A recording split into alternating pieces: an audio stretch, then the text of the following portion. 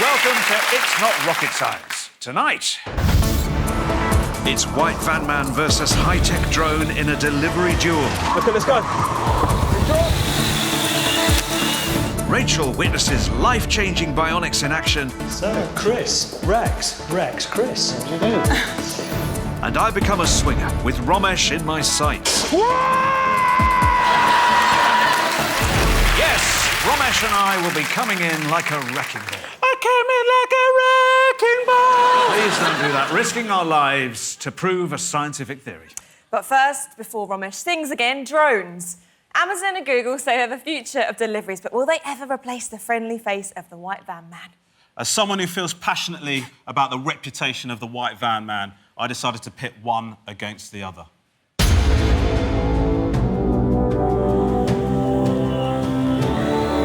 Are you joking? This is a joke. This is supposed to be my big entrance. Get lost, mate. Move it. I've come to Anglesey in Wales to find out if drones could really replace the White Van Man. But what a White Van Man. At the wheel with me, World Rally driver Elfyn Evans. And here's the enemy. And it's steely-eyed pilot James Bowles, the first UK drone racing champion. Are the days of the White Van Man numbered? So, gentlemen, what we do is we pick up all of our goods here at the depot and then we drop off here, here and here. And basically the first person to complete all 3 deliveries and make it back to the depot is the winner. Simple as that. Any questions? No, non sogno né vi. Absolutely, Evan. Couldn't agree more. James? You do realise I don't need any of this map. I just need to go straight there. Yes, James, but do you also realise that you can only carry one item at a time? So you're going to have to go to each delivery point, come back and pick up the next item, whereas Elfyn and I can carry all 3 items simultaneously. And as I say in racing circles, may the parcel force be with you. Welcome to Anglesey Racetrack, the battlefield for our delivery. Each team has 3 items to deliver around the track to 3 customers and their invisible houses. Looks simple on paper, it's van versus drone. And they're off. Romesh grabs items like a crazed IKEA shopper on Boxing Day. Plenty of room in that van. And it's James off the ground first. OK, let's go. How you feeling? You good? Oh, totally, mate. I couldn't agree with you more. Good drop! But that's not breakable. James makes the first drop with no sign of Romesh. You want a Chris? Drop pizza. Still edible, though. James is clearly in the lead on his way back to the depot. Nice stop, Elfyn. Romesh and his 12-inch cheese feast are on their way to door number 1. Hello, triple meaty cheese feast. That's it, cheers, mate. Enjoy, mate. Have a good one. That's the flowers attached. Nice to see the items in the van are secure. There goes James and his second delivery. Where are they? Where are they? Where are they? Oh my God, there they are. Uh-oh. It's neck and virtual neck going into the next drop.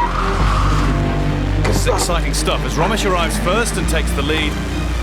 And of course, he can personalise the delivery. Hello, madam. These are for you. Happy anniversary or whatever it is. You look gorgeous. Thank you very much. Cheers, bye. OK, let's go. James straight in with his second delivery. But it's just drop and go, and now he's lagging behind. X Factor's coming back. He's playing White Van Man to perfection. And with the drone back at the depot, Romesh has a clear lead. Oh, mate, what is this? Are you joking, mate? Dude! Uh-oh, Romesh is in trouble. Unbelievable. This could be James' chance to come back. He's losing his patience. You don't want to see him when he's lost it. Look, I can't control him when he's like this. Finally, thank you, mate. Nice one. No roadworks in the sky, giving James valuable time. Let's go. Race is on. This is so close. Good drop. There go the groceries, but like Romesh's dreams, they could be crushed. Let's do it, mate. Come on! Come on, Elvin! The drone in the lead, Romesh arrives at the final doorstep.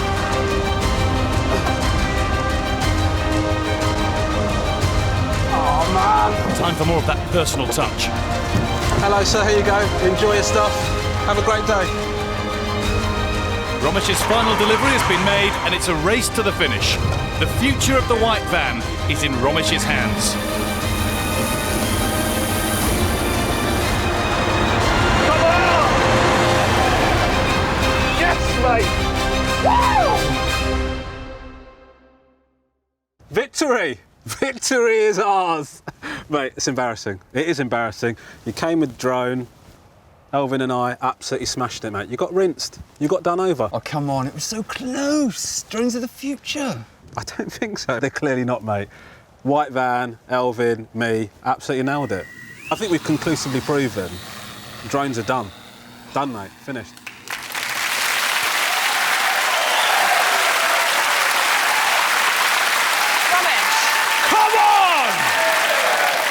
White van, mate, smashed it! It's not worth that much of a celebration. I mean, the drone looked rubbish. Unless I was actually ordering bubble wrap, what can it actually deliver that would arrive in one piece?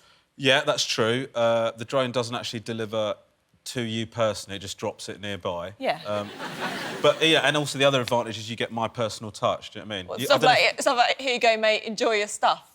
The truth is, currently, drones are not at a point where they could be used to do deliveries, but certainly in the future, it is something that companies are looking at. So it's just a gimmick for now, but you think the postman's job's safe? No, unfortunately, postmen have been rendered irrelevant by email. But certainly delivery vans are safe for the moment. OK. Well, I enjoyed your outfit as well, by the way. Guys, great sofa bants, yeah? Ben, don't do Thanks, that. Dad. Don't, seriously. Great bants, but watch this, OK? Up. Awake, drone. Awake. Awake, drone. That's incredible. Come on. Rise. Up, down, up. Hover, down.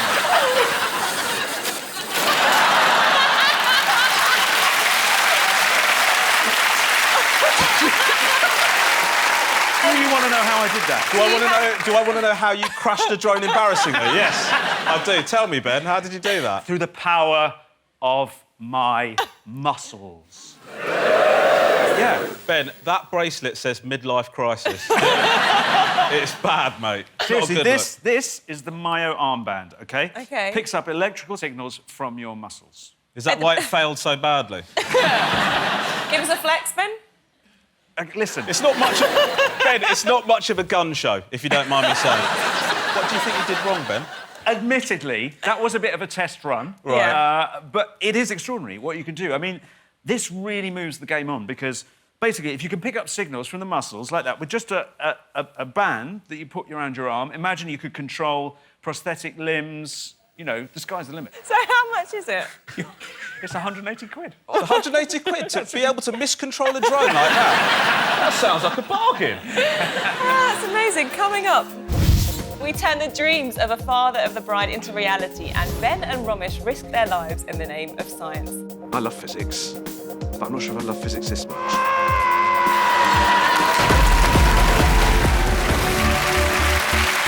Hello and welcome back to It's Not Rocket Science. Coming up, you'll see what happened when Ben and I ended up in a darkened hangar, strapped up with ropes and a harness. Just a normal Friday night, really. And if that wasn't enough, I'll be putting the science of Star Wars to the test.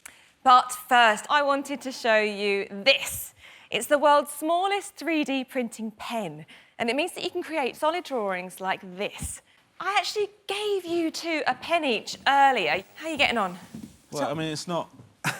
It sounds a lot better than it is. It's just a pen that's pooing out plastic. I can't get it to do anything. I disagree. I think I found my calling. Yeah, well, you've created not a lot there, Romesh, but Ben...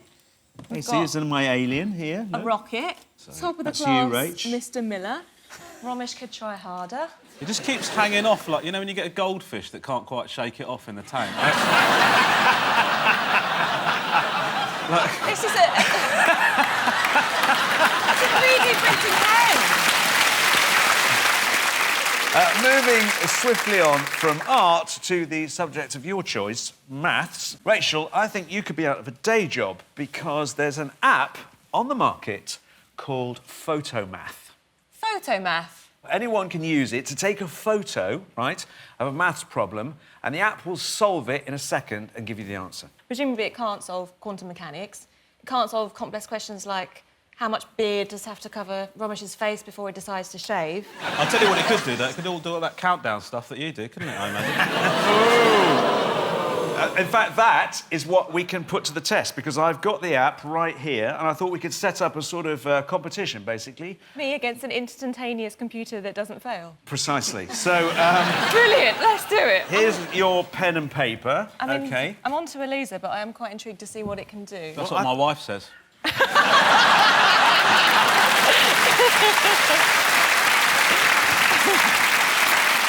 OK, Romesh, you use the... Seriously? You use the tablet there to take a photo, and Rachel, you answer as quickly as you can. Oh, hold on, this thing's gone wrong. 26,152. 26152. Very good. Brilliant. Brilliant. It's an instantaneous machine. What it didn't factor in is the operator. Right, OK, so that's 1-0 to Rachel. Thank you. I'm surprised myself. Really impressive. OK, here's your second question. Yeah. Oh. Mark, set, go. Oh, God. Minus 11. This thing says 14. Yeah, you're absolutely right. OK, Romesh wins round 2. There we go. Brilliant. Minus 6. Get ready. OK, here comes the question now. Whoa. All right. I mean, I can't get the whole flipping thing in. -1. What? It's solved it? Yeah. That is the correct answer. -1. What about that?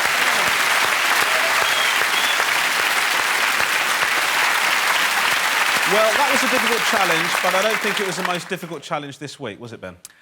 No. That was held in an aircraft hangar in Bedford.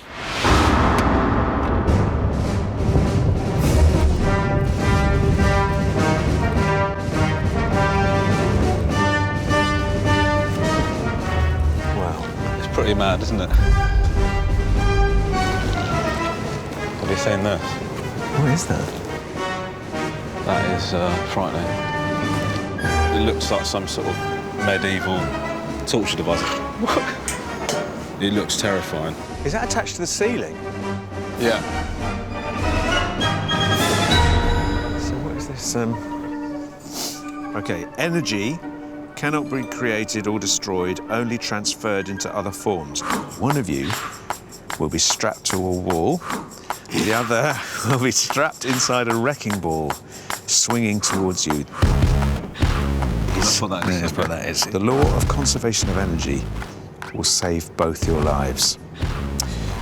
Well, this has been a lot of fun, Romesh. I'm going to make a couple of calls. I'll see you at the studios, OK? I love physics, but I'm not sure if I love physics this much. Ben, you can be whichever one you want. Look, I'll be honest, I'm a coward. I chose a life of makeup, warm dressing rooms and comfortable cars. I'll tell you what, let's toss for it. This is sort of outside my area of expertise. Heads, I go in the ball. Tails, you go on the wall. OK, fine, let's OK? go. Heads. I really wanted to go inside the wrecking ball. It feels like I'm more in control. Horrifying as the thought is of swinging right across this massive hangar, it's not quite as nasty as the thought of being strapped to a wall and being splattered. It is quite fun. Fun? Well, like, you know, it looks like it could be fun. I'm the one against the wall with it heading towards me, so I think I'm in the most danger now if this science isn't right. So I need to be made very, very sure about all of these theories. The man tasked with convincing me to put my life on the line and the architect behind this diabolical experiment is our resident scientist, Dr. Kevin Fong. Right, who's going in the ball? Ben is. Ben, I salute you. I'm kind of a bit jealous of you, actually. We're going to tow you up, trigger the bomb release. You'll come screaming down through this point. This will be the fastest point of his swing. As he loops up, He'll decelerate and he'll just stop just short of you up there. You're not so keen on that. What I don't like is actually the dynamics of this initially were both Ben and I were thrown into a situation. Now you're very comfortable. You're going to be stripped of a wall. It's going to be very dangerous for you. It might feel worse for Ben. Yeah. Good. I would quite like to know that Ben is in some, like, genuine danger. It would make me feel better about it. Look, let's make no bones about it. If you've done the calculations wrong, you're both in a lot of danger. This experiment is one of the most dangerous I've ever had to devise, but I'm confident both Ben in the ball and Romesh on the wall will be saved by a scientific principle called the law of conservation of energy. This law states that energy cannot be created or destroyed, only transferred from one form to another. In the case of our scale model, a swinging bowling ball has kinetic energy.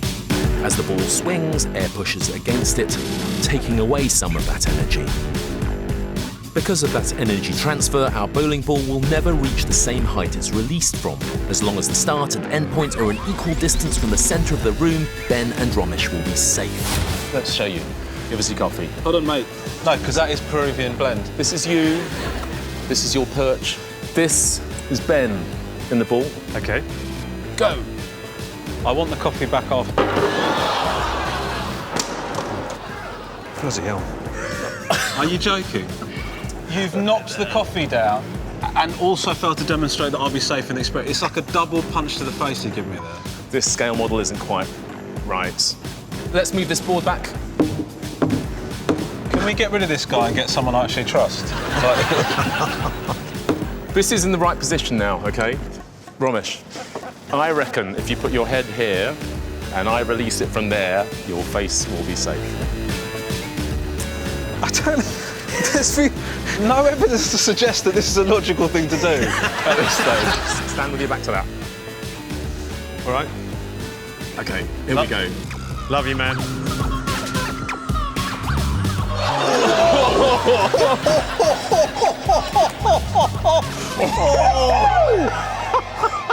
You did not know it was going to go that close, did you? I do understand the physics. However, I don't know if I believe it. And the reason being is, it's a massive, massive structure. The idea that air is going to slow that down, not for me. This is going to be the Romesh wall smash. It's coming over now. OK, got it, yeah, all good. You'd like to step into the ball? I feel really confident about the physics, but I do reserve the right to completely lose it when we're actually doing the thing for real. As I'm winched nearly 200 feet off the ground in a metal cage weighing 1/4 of a ton, it dawns on me that this experiment really is dangerous. I'm not sure who's in the most vulnerable position, me or Romesh. Down slowly. Are you starting to feel nervous at all yet? Do you know what? I am feeling a little bit nervous. I'm nowhere near as high as it's going to go. What are you doing up there? Once the cherry picker thing went away, it's become frightening. Wow, this is high. Ben, you all right, mate? I'm a little bit nervous, Kev. Romesh, you ready for this? I'm ready, mate. Let's get this over and done with.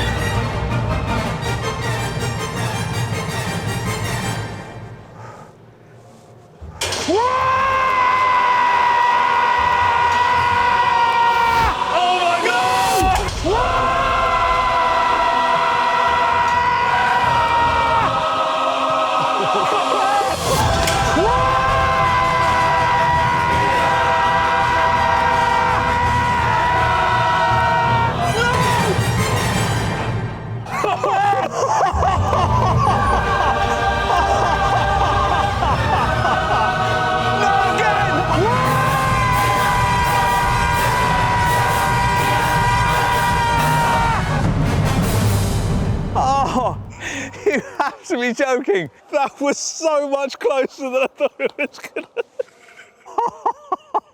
I take it everyone's still alive? Oh, man.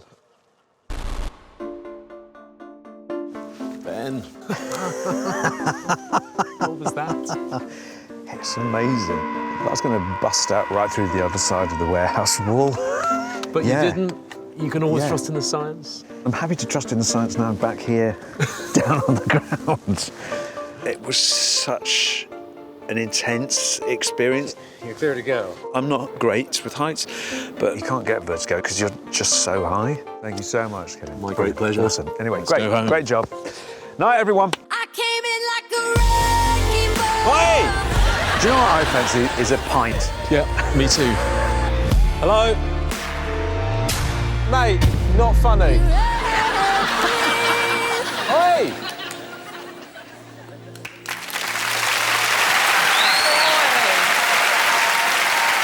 Such bravery.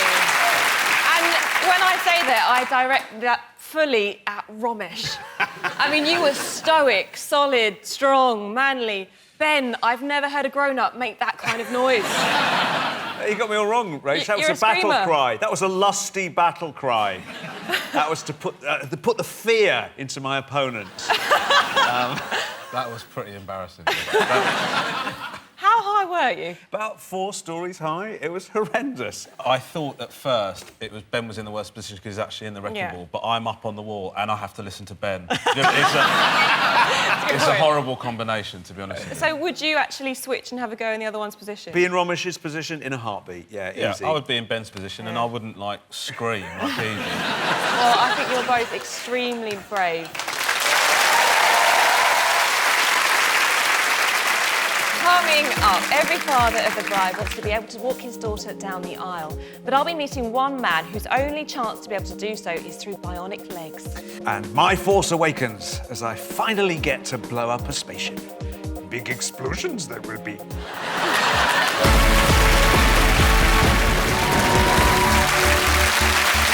Welcome back to It's Not Rocket Science. Now, Rachel, Romesh, how well do you two think you work together?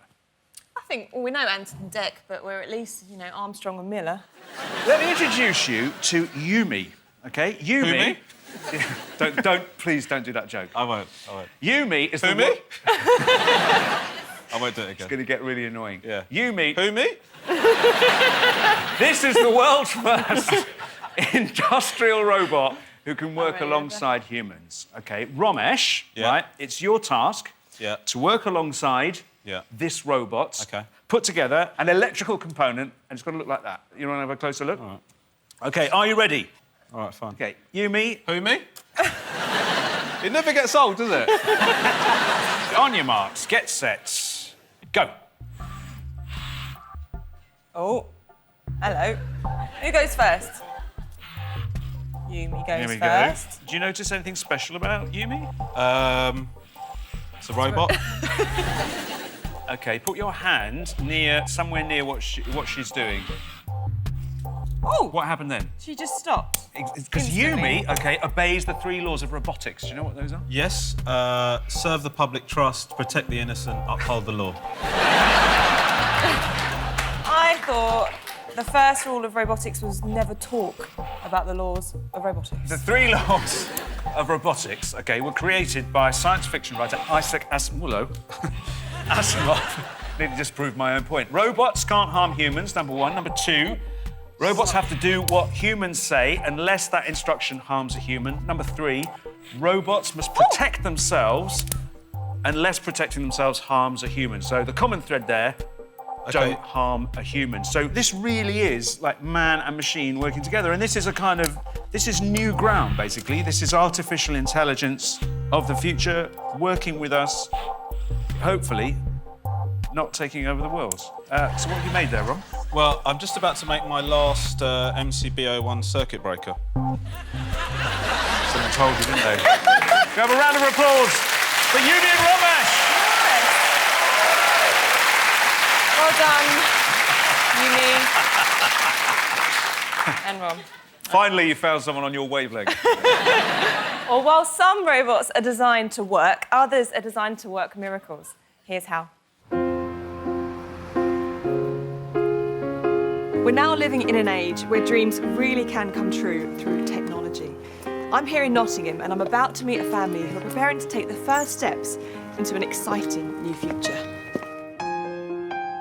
3 years ago, 55-year-old Chris Palmer found himself confined to a wheelchair with doctors telling him he would never walk again. Can you tell me about what life was like a few years ago? It was wonderful. I was able to walk and do lots of things, fishing, gardening, DIY, and of course I can't really do them now. I've had tears, you know, early days. And I can remember lying in bed with no feeling in my legs, and that's when it sank in, you know, I'm not going to maybe walk again. It's not just Chris who's been impacted by this devastating event. His whole family has had to learn to accept Chris's disability, especially his daughter Heather. It was a massive, massive shock. Like, it was awful. Awful for the whole family. One of the first things I said to the doctor was, he's not going to be able to walk me down the aisle. And then obviously we found Rex. The amazing technology that could help Chris walk again is a robotic exoskeleton nicknamed Rex. It was developed over 10 years by 2 British engineers. The suit is built from carbon fibre, aluminium and various high-grade metal alloys and plastics. Under the shell are 29 microprocessors that control everything, allowing people to sit, stand and, of course, walk. While it might come with a £90,000 price tag, it can transform the quality of life for the users and their families. Chris and his family are on their way here to the Chris Moody Rehabilitation Centre in Northampton for what potentially could be one of the biggest days in Chris's life. With the help of Rex robotic exoskeleton, he should be able to walk for the first time in over 3 years. But before he gets to try, I'm going to go inside and meet the people behind this amazing technology. Deborah, it's so nice to meet Rex. Can you tell me a bit about the story?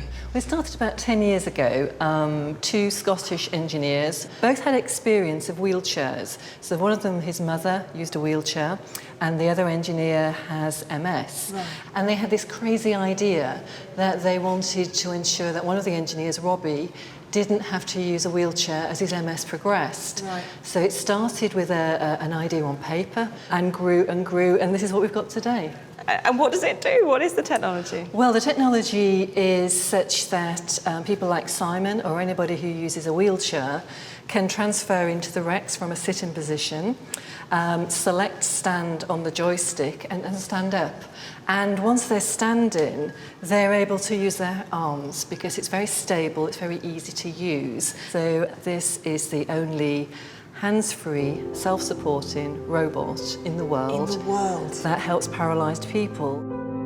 The incredible technology behind the Rex suit has helped change the lives of hundreds of people, but it doesn't always work for everybody. If Chris's dream of walking his daughter down the aisle is going to become a reality, he must first pass an all-important physio test.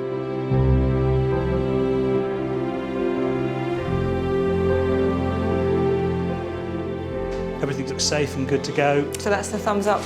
Yeah. It's really exciting. Yeah. It means a lot. With the all clear, it's time for Chris to take his first steps. So, Chris, Rex, Chris. What do you do? I just hope that with Chris's limited mobility, Rex is going to work for him.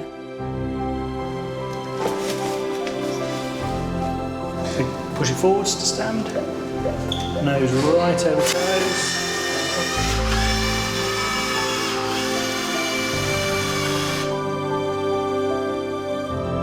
How's that? Fine. Push forwards.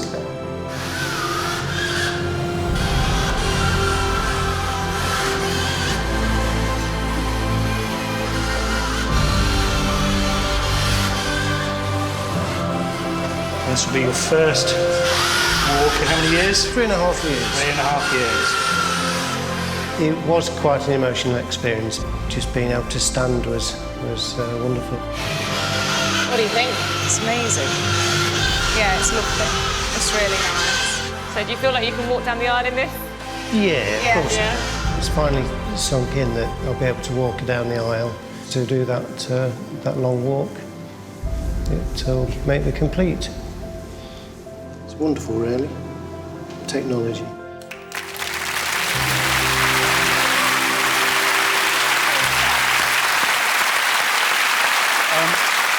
That is pretty amazing. It was incredible. It was such a privilege to be there, to see Chris take his first steps in 3.5 years. Really moving. It was amazing. In what sort of ways did he sort of say that was going to change his life, being able to use it?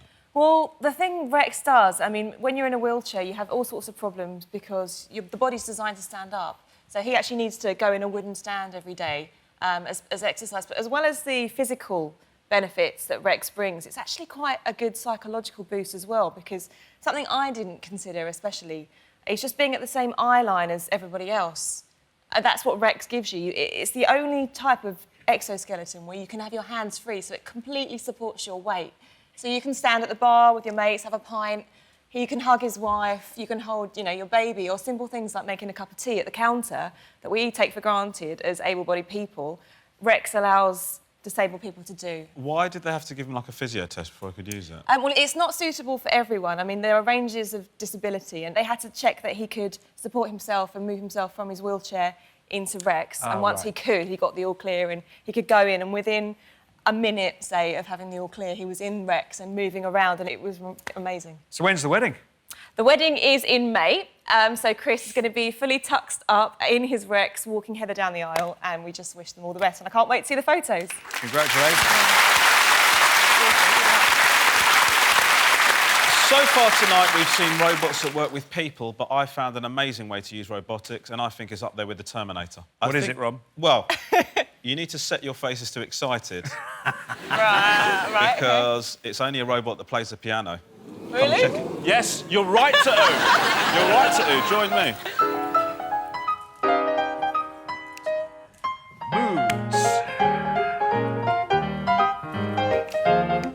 This is Teatronico. He's the world's premier piano-playing robot. He's been laying down some hot licks on the classical circuit. He has 53 fingers. Nice. And he can play faster than any human. He's programmed beforehand and has 11 virtual hands. Wow! That's so cool. So can he play anything? As long as he's got it in his memory banks, he can play anything, So does he know any Elton John? We can ask him. Teatronico, you got any Elton John in the locker, mate?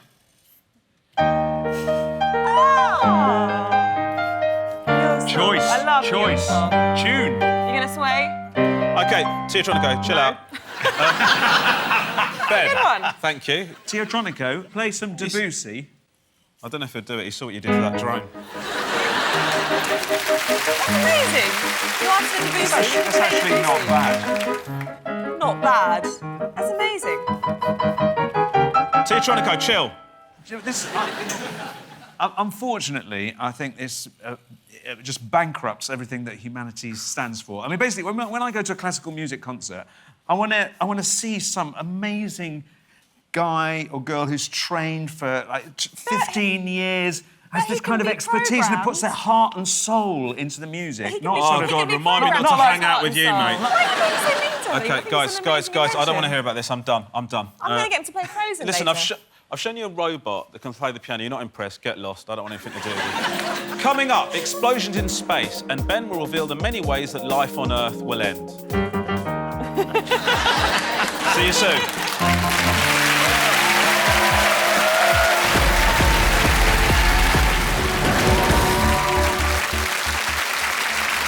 Welcome back. This weekend is the Oscars, and 5 films are up for the coveted Visual Effects Award. Come on, Star Wars! Thank you, Robert. With that in mind, I went to hang out with last year's winner, Paul Franklin, to ask, can you really blow stuff up in space? This is Paul Franklin. He's one of Hollywood's top visual effects artists and winner of 2 Oscars, including one for his work on Interstellar. So he knows a thing or two about space.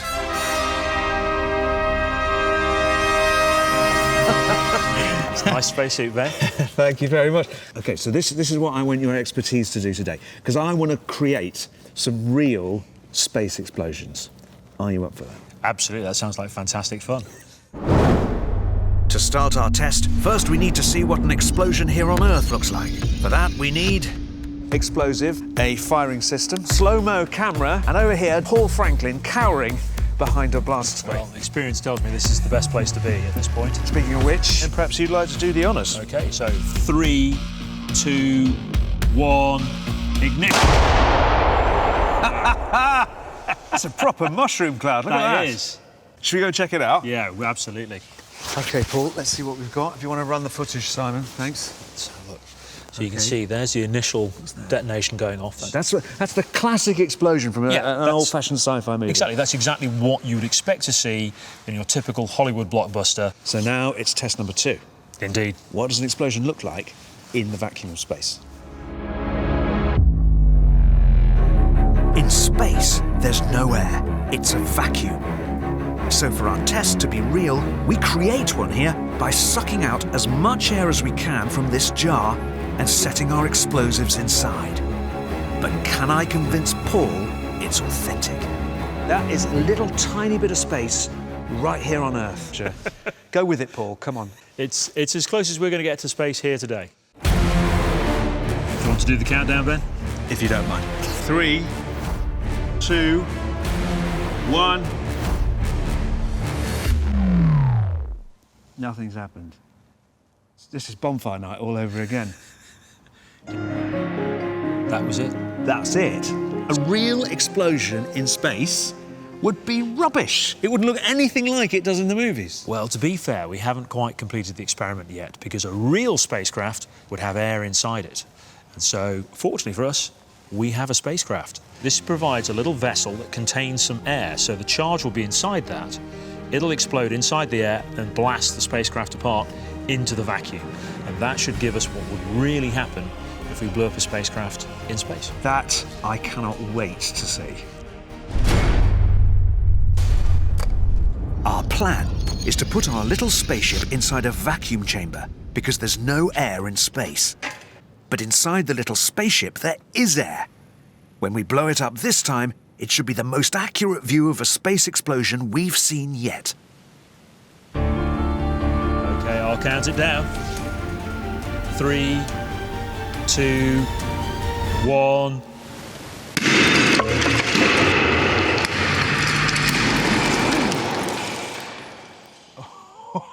Oh, dear me. That was not what I expected. Oh, no. It's Armageddon. Something has gone drastically wrong. Ooh.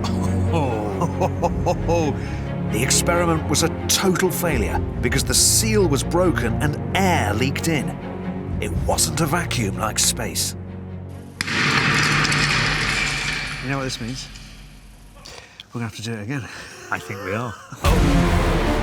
We're going to load another chamber and suck out all the air again. Now, it's definitely a good vacuum. It looks like it to me. It looks like we're good. 3, 2, 1.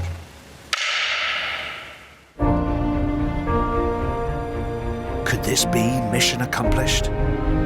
Is this what an explosion actually looks like in space?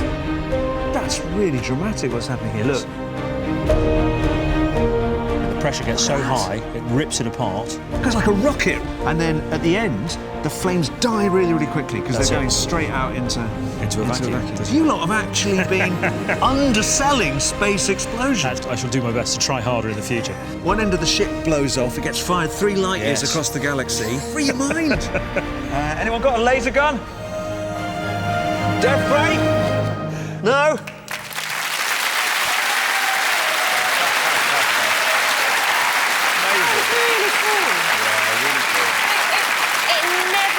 To me that Hollywood producers would be a slightest bit bothered about getting science right. I love that they're actually checking things. So what we're watching is actual what would happen out in space. That's amazing. It's amazing. Well, I think that Interstellar team, they're quite unusual. It's quite unusual to work with, you know, someone like Kip Thorne to get all the details right on black holes. Oh, my God. Who cares, mate?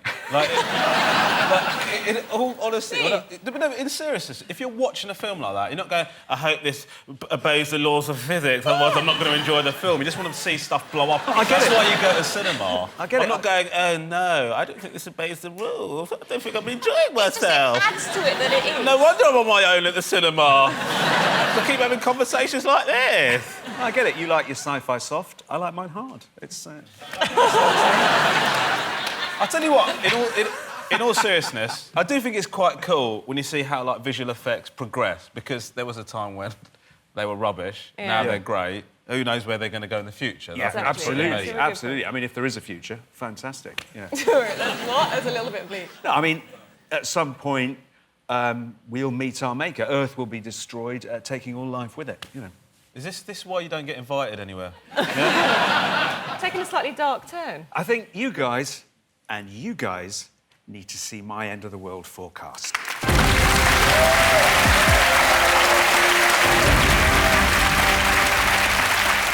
Good evening, everyone. On the asteroid front, during the next 73,000 years, there's pretty much a 100% chance of a massive asteroid impact. Don't cushion the blow. 100% chance. Absolutely, a 100% chance of something like a 250-metre wide rock colliding with the Earth. In fact, there's one of roughly that size coming around in 2029. If it misses, don't worry, it's coming back in 2036. When it hits, we can expect an impact crater about 3 miles wide here. How will that affect Crawley? You won't notice the difference. For the rest of the country, there'll be tsunamis, there'll be dust clouds, and also a mini ice age. But don't worry, because sun is on the way, OK? And lots of it in the form of a colossal solar flare. So be prepared for intense sunburn, DNA damage, and being fried to a crisp. Just before or after we're killed with the asteroid? Just so I can put it in my diary. Well, it could possibly be simultaneously, so... Why are you so happy about this?